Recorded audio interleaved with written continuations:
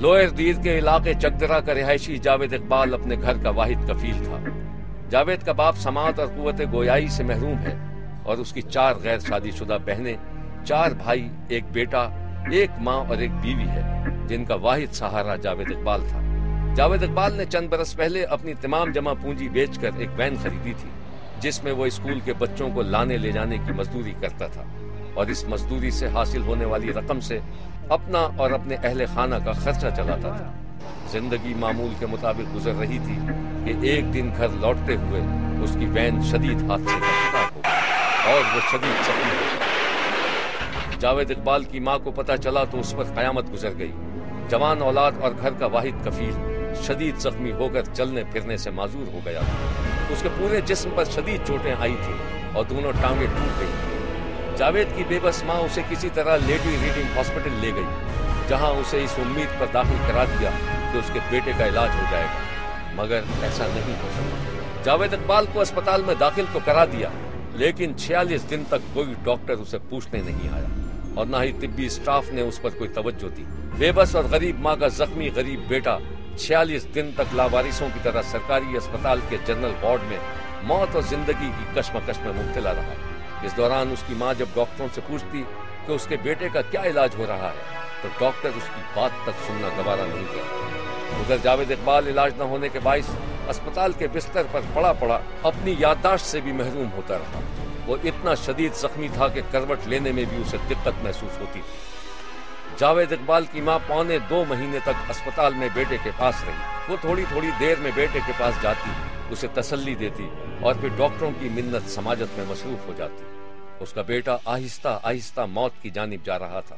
وہ خود اپنی آنکھوں سے اپنے بیٹے کو مرتا دیکھ رہی تھی کہ ایک دن جاوید اقبال کے چچا نے، جو خود ایک غریب آدمی ہے، تنگ آ کر آرتھوپیڈک یونٹ کے انچارج ڈاکٹر شہاب الدین سے پوچھا کہ وہ اس کے بھتیجے کا آپریشن کیوں نہیں کرتے، تو سرجن نے کہا کہ مشین خراب ہے۔ تو وہاں 2 مہینے تک یہ بیڈ پر ویسے ہی پڑے رہتے۔ یہ ڈاکٹر حضرات جو اللہ ان کو ہدایت دے، وہ تو مسیحائی ہیں لیکن اس وقت وہ کسائی بن گئے ہیں۔ وہ آتے تھے، ان کو صرف دیکھتے تھے اور پھر چلے جاتے تھے۔ آخر تنگ آ کے میں نے ایک دن وہ سرجن سے خود پوچھا کہ ڈاکٹر صاحب آپ میرے بھتیجے کا آپریشن کیوں نہیں کرتے؟ تو وہ کہتا تھا کہ بھائی مشین خراب ہے۔ تو میں نے کہا صرف مشین اس کے لیے خراب ہے، روزانہ جو 10-15 آپریشن ہوتے ہیں ان کے لیے مشین ٹھیک ہے، میرے بھتیجے کے لیے خراب ہے۔ تو اس پہ وہ غصہ ہوا۔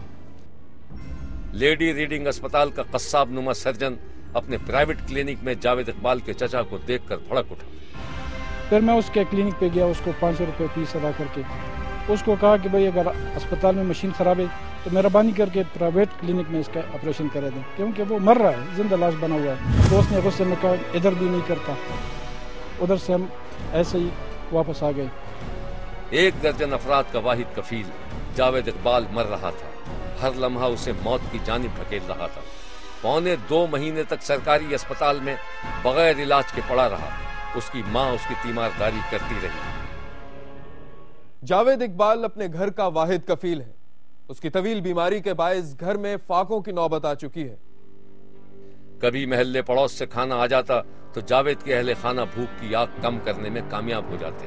سرکاری اسپتال میں طویل عرصے بغیر علاج کے گزارنے کے بعد اب صرف پرائیویٹ علاج ہی واحد راستہ تھا، لیکن اس کے لیے پیسے چاہیے تھے۔ جاوید کی ماں کے پاس کوئی ایسی چیز بھی نہیں تھی جسے فروخت کر کے وہ بیٹے کا علاج کرا سکتی، لے دے کے اس کے پاس ایک کمزور و ناتوان جان تھی جو بیٹے پر نچھاور کی جا سکتی تھی۔ پھر ایک دن وہ پریس کلب پہنچ گئی، جہاں اس نے اپنے گردے بیچنے کا اعلان کر دیا۔ ایک ماں اپنے بیٹے کی زندگی بچانے کے لیے گردے بیچ رہی تھی۔ دوسرے دن اخبارات میں یہ دلسوز خبر شائع ہوئی تو ایک نیک دل انسان نے نام نہ بتانے کی شرط پر جاوید اقبال کے علاج معالجے کا وعدہ کر لیا، جس کے بعد اسے سخت زخمی حالت میں داب گڑھی گارڈن میں واقع پاک سرجیکل ہاسپٹل میں داخل کرا دیا گیا، جہاں اس کی ٹانگوں کا آپریشن کیا گیا، جس کے بعد اسے چکدرا میں واقع اس کے گھر منتقل کر دیا گیا۔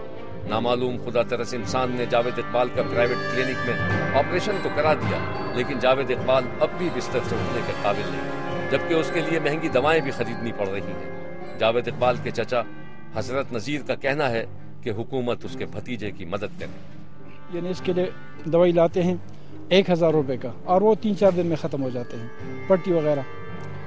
तो इधर मैं भी गरीब हूँ, मेरा भी इतना यानी बस नहीं है कि मैं इसका बोझ बर्दाश्त कर सकूँ। महल्ले के लोग कभी कभी पैसे देते हैं, लेकिन उससे तो काम नहीं चलता है। इनका 12 घराने का यानी ख़ानदान है, और बाप इसका आपने देखा वो बेचारा गूंगा भी है, बहरा भी है, काम इनका वो काबिल नहीं है। तो हुकूमत से मेरा ये दरख्वास्त है कि इसके साथ कुछ मदद करें। अपने बेटे के इलाज के लिए दरबदर की ठोकरें खाने वाली मां पर क्या गुजरी और क्या गुजर रही है, आप खुद ही देख और सुन लीजिए।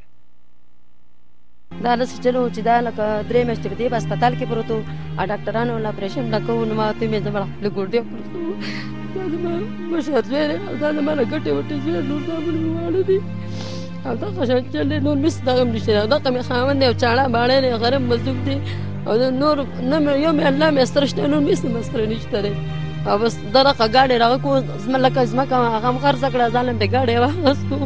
یہ ہے جاوید اقبال، مملکت خداداد پاکستان کا شہری، ایک محنت کش، ایک شریف انسان، اپنے کنبے کو رزق حلال کھلانے والا نوجوان.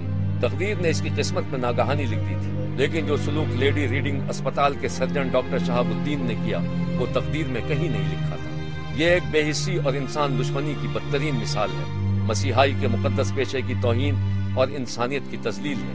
ملک میں سرکاری اسپتالوں کا وجود محض دکھاوا بن کر رہ گیا ہے، جہاں عام آدمی کے علاج معالجے کے لیے دی جانے والی گرانٹ خود بت کر لی جاتی ہے اور دوائیں بیچ دی جاتی ہیں. بے بس اور مجبور مریض اپنے علاج معالجے کے لیے ترستے رہتے ہیں اور اسپتال انتظامیہ پر جوں تک نہیں رینگتی.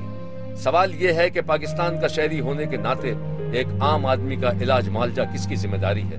کیا سرکاری اسپتال صرف اس لیے بنائے گئے ہیں کہ ان میں کرپشن اور بدعنوانی کرنے والوں کو کھلی چھوٹ دے دی جائے؟ آخر 1.25 مہینے تک جاوید اقبال کا آپریشن کیوں نہیں کیا گیا؟ جاوید اقبال کی ماں کو کس نے مجبور کیا کہ وہ اپنی عزت نفس کا سودا کر کے سر بازار اپنے دکھ کا اظہار کرے؟ لیڈی ریڈنگ اسپتال پشاور میں جاوید اقبال کے ساتھ جو سلوک روا رکھا گیا اس کی انکوائری وقت کی ضرورت ہے، تاکہ اسپتال کی بے حس انتظامیہ اور قصاب نما ڈاکٹروں کے چہرے بے نقاب ہو سکے.